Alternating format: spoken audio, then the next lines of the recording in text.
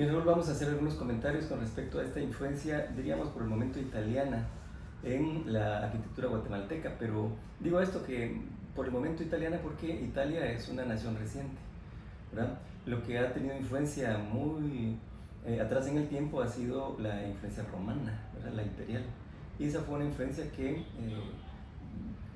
fue sentida, digamos, en todo el Mediterráneo, en todo el área del imperio, que se origina, por supuesto, en Roma y que abarca lugares en Asia, en África, en el norte de Europa, en toda esa época. Esa es una de las primeras influencias en Latinoamérica a raíz de la ocupación española, porque una técnica romana de construcción de ciudades fue el emplazamiento militar inicial. Cuando el imperio estaba creciendo en un territorio que era cada vez más amplio, digamos, ganando territorio, los puntos de base de estos ejércitos eran campamentos militares. Y esos campamentos militares tenían un origen muy pragmático, ¿verdad? Que fuera más práctico para pasar una noche en un momento de un ejército que se está trasladando en el espacio, pero les cayó la noche en un lugar y ahí se tienen que asentar. Esos primeros asentamientos militares tuvieron esa retícula que nosotros llamamos de castra castrorum y que tienen carros y decúmenes, las calles y avenidas. En el centro, el espacio principal, el espacio de las jerarquías más altas de ese grupo militar, y en las afueras las jerarquías más bajas, digamos la infantería o la caballería. Ese sistema de ocupación temporal, ¿verdad?, que se llamó presede, era ese campamento militar que eventualmente en algunos lugares continuó más en el tiempo, entonces dejó de ser un espacio temporal para convertirse en un espacio fijo, manteniendo esa distribución de calles y avenidas. Esto lo hicieron los romanos en todo su territorio, digamos, hablamos de Alemania, hablamos de Asia, lugares en el norte de África, o sea, en todo el continente, en todo el imperio romano. Pero como España también fue parte de ese imperio, la Hispania de esa época, los españoles también aprenden ese tipo de desarrollo militar, y después en el tiempo ya ha caído el imperio romano y olvidado y pasado por el medioevo, pues España va a utilizar algunas de esas técnicas en sus ejércitos. De tal manera que cuando descubren este nuevo continente por casualidad, hacen también una ocupación utilizando esa misma técnica, o sea, se desplazan en el territorio y van teniendo esas pequeñas sedes, esos pequeños espacios que se van a convertir tal vez después en ciudades. En muchos casos no, porque solamente fueron campamentos efímeros de una noche, un mes, una temporada muy corta, y se trasladaban después a otro espacio a donde las condiciones les permitían, digamos, permanecer más tiempo. Esa influencia romana entonces la vemos muy directamente en la ciudad de Guatemala porque tiene una retícula de calles y avenidas, una plaza central muy definida con los poderes máximos en ese espacio, y los sectores más, diríamos, de rangos inferiores en las afueras, por lo menos en las afueras del damero de la ciudad de Guatemala, digamos, las 18 calles, los límites que marcan ese cuadrado inicial. Entonces ahí se reconoce ya esa influencia romana, no influencia italiana, pero sí influencia romana, no directamente desde Roma, sino que pasando por el grupo español. Eso es para tener una idea, digamos, de esa influencia que tiene Europa en estos espacios latinoamericanos. Eso sucedió también en toda Latinoamérica, en México, en Argentina, Chile, ¿verdad? En todos los espacios de ocupación española que se basan en una dominación, en una ocupación militar inicial. Y también aquí en la ciudad de Guatemala más recientemente vemos otra influencia, ¿verdad? Esta influencia propia del neoclásico, y está directamente ligada también, ahora sí, a una cultura española más reciente, que viene de una raíz en Italia. Y es que un rey italiano, ¿sí? digamos esto, Italia tenía una línea de ascendencia de los Farnesio, ¿verdad? Este rey que tiene dos coronas, la corona de las dos Sicilias, rey de Nápoles y rey de Sicilia. Está allí, tuvo un programa de construcción muy fuerte. Ya Nápoles era una ciudad altamente desarrollada, y en una época también en la que hay temblores y erupciones del Vesubio, una situación así un poco sismológica compleja. aparece también y se descubre Pompeya en esa época, en la época de este Carlos VII de Borbone, rey de las dos Sicilias. Se descubre Pompeya, hay equipos de arqueólogos descubriendo esto, rescatando una arquitectura que estaba totalmente desconocida, que se había perdido en el tiempo, y que ya fue reconocida como que fue de la época de los Césares, una ciudad completa, soterrada, pero que había sido construida en la época de los Césares. Eso no se había visto en ninguna otra parte. Entonces rescatan así una forma de construir de esa época imperial romana, ¿verdad? Pero en época muy posterior al medioevo.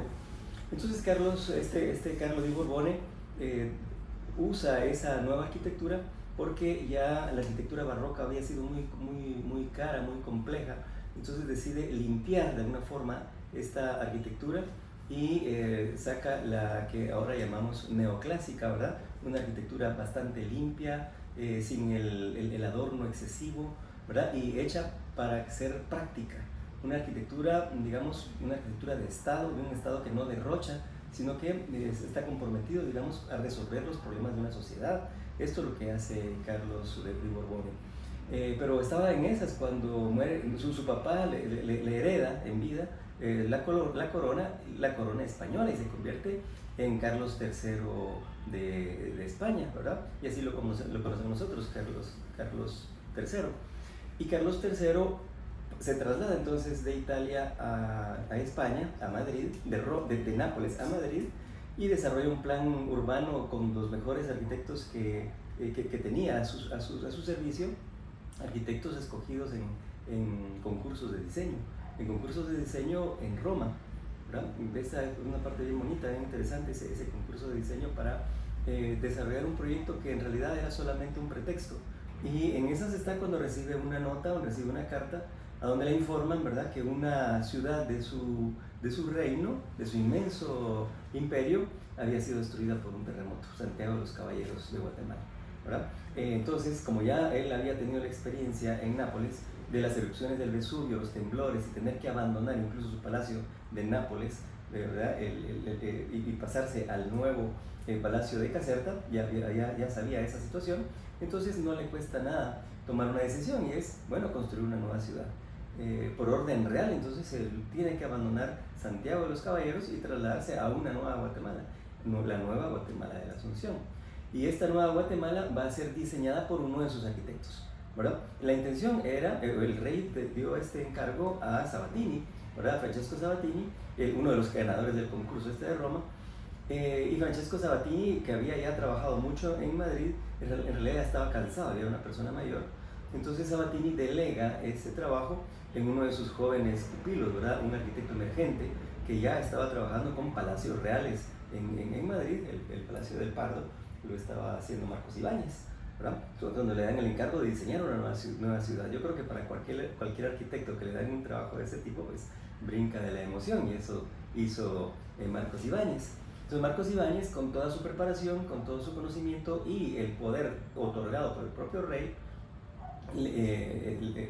lo utiliza pues para diseñar esta nueva ciudad y se traslada a Guatemala, ¿verdad? Lejos está de saber lo que va a pasar aquí en la ciudad de Guatemala, en este territorio, porque los poderes locales ya tenían, digamos, sus decisiones tomadas, el clero por un lado, los poderes económicos por otro, ¿verdad?, los intereses militares también por otro, y bueno, estaba la orden del rey de trasladarse, y lo hacen a una nueva Guatemala, pero que ya tenía también un programa de diseño diferente, ¿verdad? Entonces a Marcos Ibáñez le toca combinar su diseño nuevo con el diseño anterior, más todas las modificaciones que se fueron dando en el momento.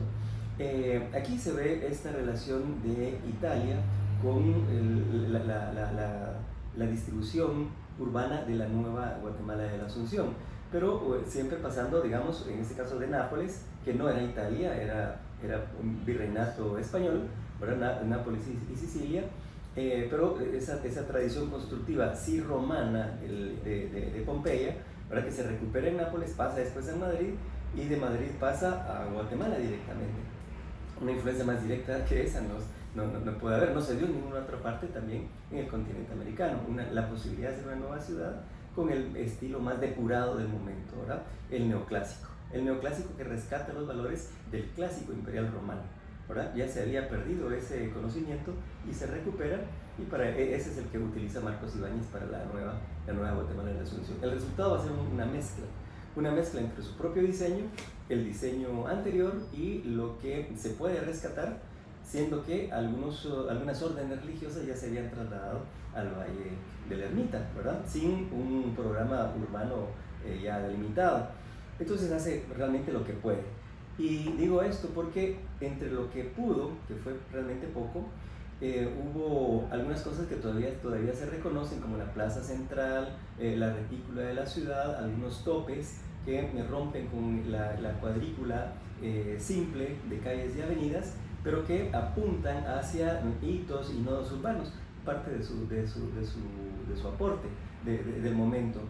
Y bueno, hay otras cosas muy interesantes, como el propio programa de la catedral, el Palacio de los Capitanes, una arquitectura neoclásica, digamos, muy pura, ¿verdad? Que viene de esa época.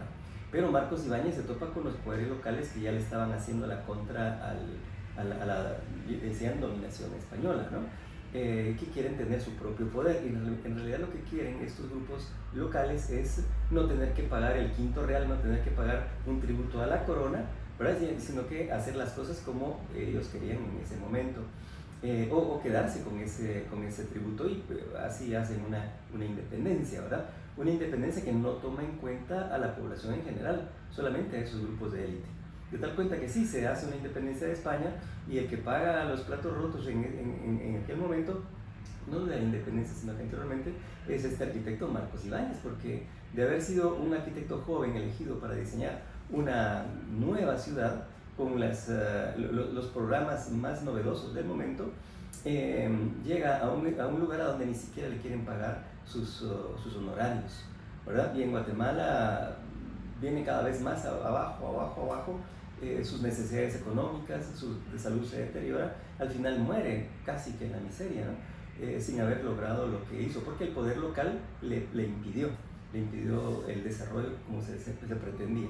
Pero sí se da entonces esa influencia de una nueva arquitectura, una arquitectura que sustituye al barroco que se dio en Santiago de los Caballeros, donde también hay una influencia muy directa de Italia, ¿verdad? Pero eso no lo tocamos ahora.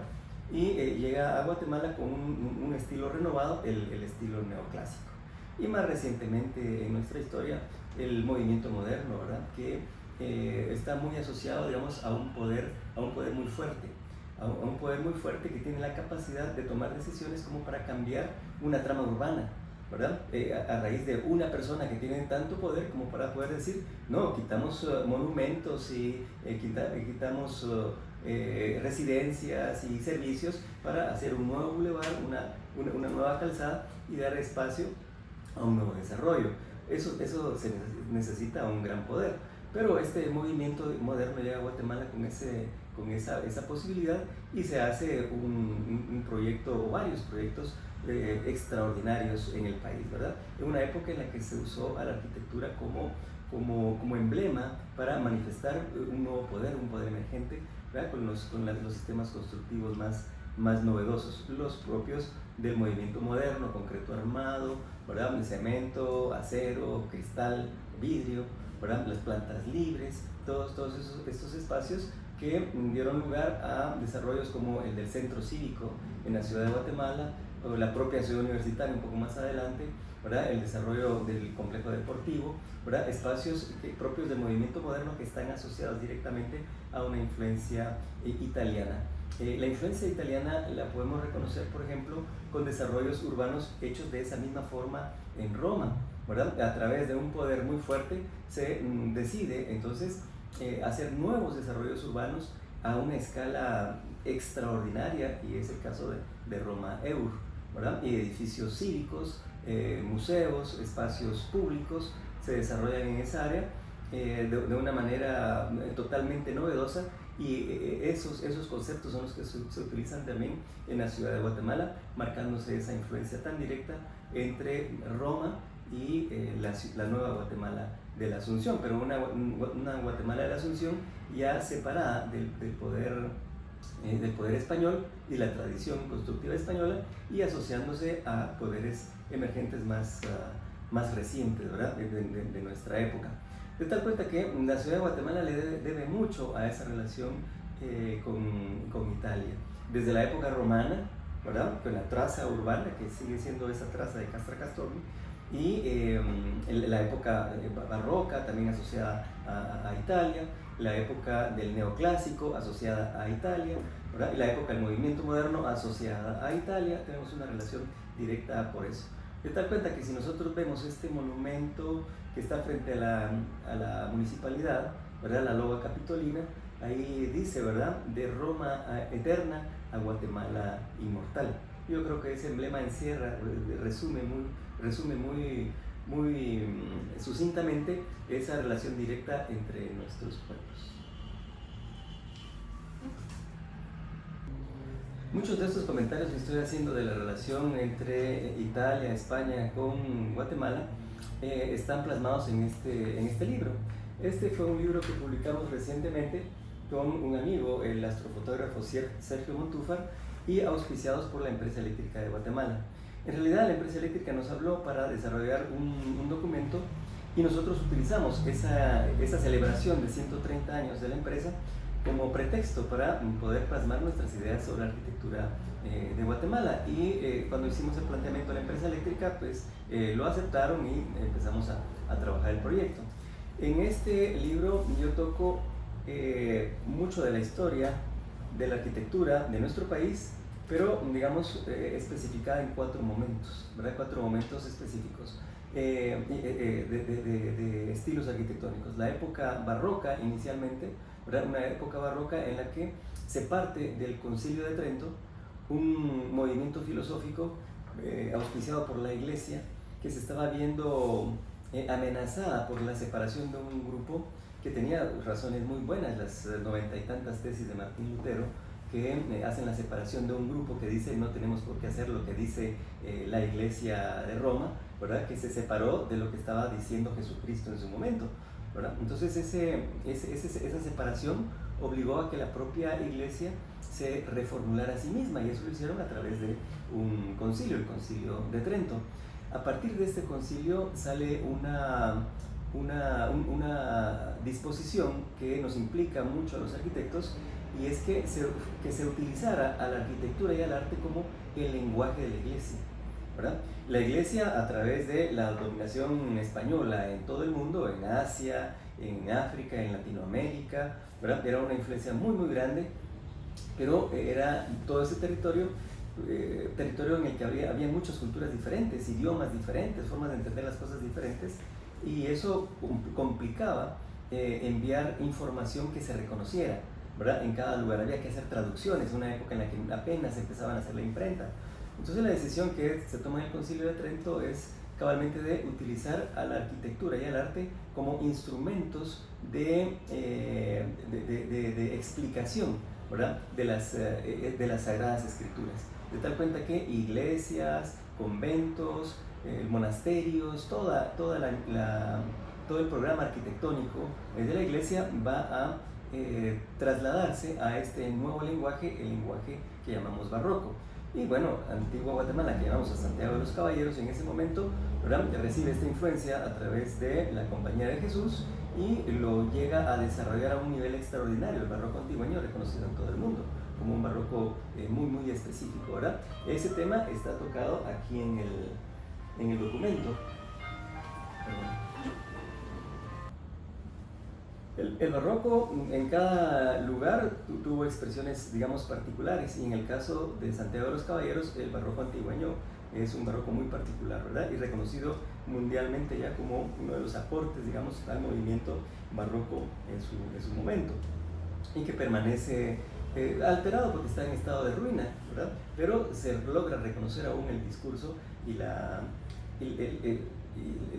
intención, ¿verdad? De una iglesia que quiere expresar el poder que tiene en el mundo entero. Pero ese barroco tiene sus orígenes entonces en Italia, se desarrolla en Roma, ¿verdad? Digamos, es el corazón del movimiento barroco, está explicado en el libro, y también se traslada al resto de España, ¿verdad? De la España, porque recordemos, a partir de los reyes católicos, ellos están asociados directamente a la iglesia, el poder de Estado asociado directamente a la iglesia.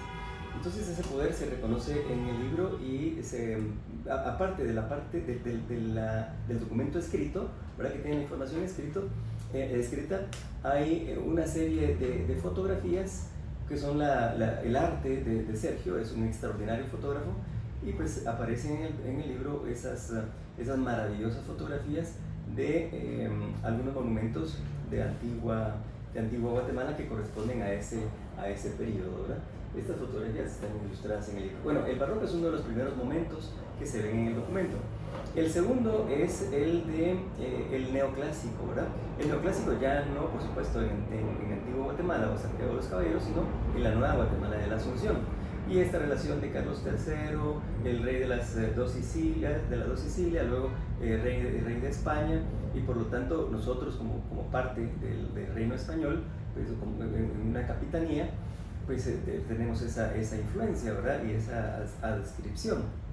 Entonces aquí se desarrolla ese nuevo estilo en la Nueva Guatemala de Asunción, el estilo neoclásico.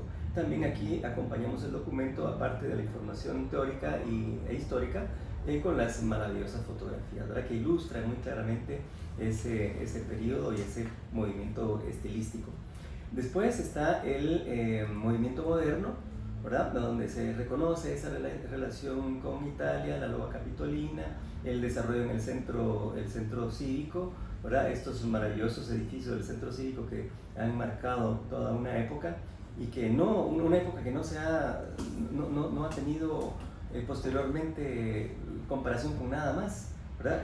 Se dio en ese momento y no se volvió a dar un apoyo de Estado a la arquitectura y al urbanismo tan grande como se dio en ese momento en Guatemala. Está tratado también en el libro, y finaliza el documento con un cuarto momento en arquitectura, y es la contemporaneidad, ¿verdad? Como ahora se está haciendo una arquitectura totalmente diferente, propia de la posmodernidad. No hemos pasado a tendencias más recientes, ¿verdad? Pero la arquitectura posmoderna en Guatemala pues está marcando también tendencia y está en pleno crecimiento. Al ver las fotografías de Sergio, que tuvo que adaptar sus técnicas porque él es astrofotógrafo, dedicarse entonces a hacer fotografía de arquitectura, pues implicó cambios fuertes en sus métodos. Por ejemplo, hacer cambios en la sensibilidad de las cámaras para poder captar mejor la luz. Y eso lo hizo a través de la fotografía nocturna, ¿verdad? Que es cuando se reconoce más esa relación entre luz y oscuridad, ¿verdad? De día no se puede captar de la misma manera. Entonces el documento está ilustrado con toda una serie de fotografías fantásticas de arquitectura tomadas en la noche.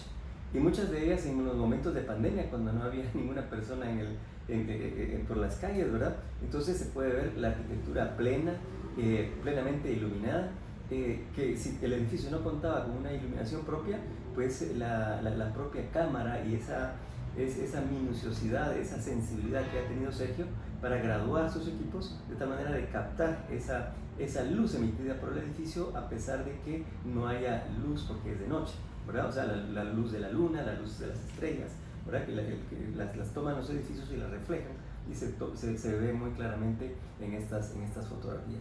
Entonces, esta oportunidad que dio la empresa eléctrica, celebrando sus 130 años, la utilizamos nosotros como pretexto para divulgar, ¿verdad? Ese aporte de la arquitectura guatemalteca, muy asociada a movimientos internacionales de arquitectura, pero con aportes locales, ¿verdad? Desde el barroco, el neoclásico, el movimiento moderno y la contemporaneidad. De eso trata el documento, ojalá que puedan tener acceso a él.